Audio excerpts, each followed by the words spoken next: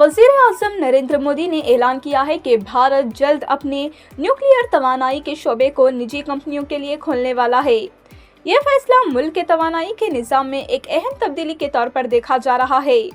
ये ऐलान इन्होंने हैदराबाद में स्काई रूट एरोस्पेस के इन्फिनिटी कैंपस के इफ्तिताह के मौके पर किया, जहां इन्होंने भारत की तवील मुद्दती तवानाई की हिफाजत को मजबूत बनाने की ज़रूरत पर भी जोर दिया है।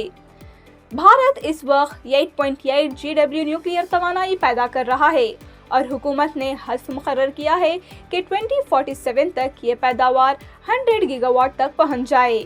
इस तोसी से छोटे मॉड्यूलर रिएक्टर्स, जदीद रिएक्टर टेक्नोलॉजी और न्यूक्लियर इख्तरा के शोबों में नए मौका पैदा होंगे और हुकूमत और निजी सनअत के दरमियान शराकत दारी के नए दरवाजे खुलेंगे।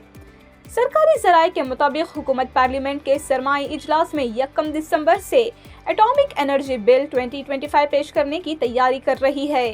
इस बिल का मकसद ऐसे क़वानीन में तब्दीली करना है जो फिलहाल निजी या रियासती हुकूमतों को न्यूक्लियर प्लांट चलाने पर रोकते हैं।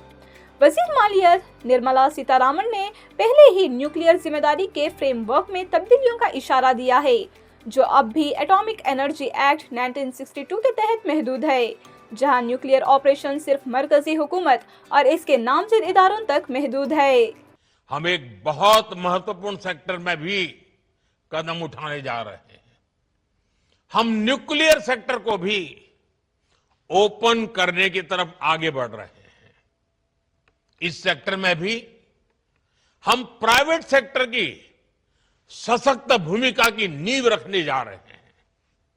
इससे small modular reactor, advance reactors और न्यूक्लियर इनोवेशन में अवसर बनेंगे।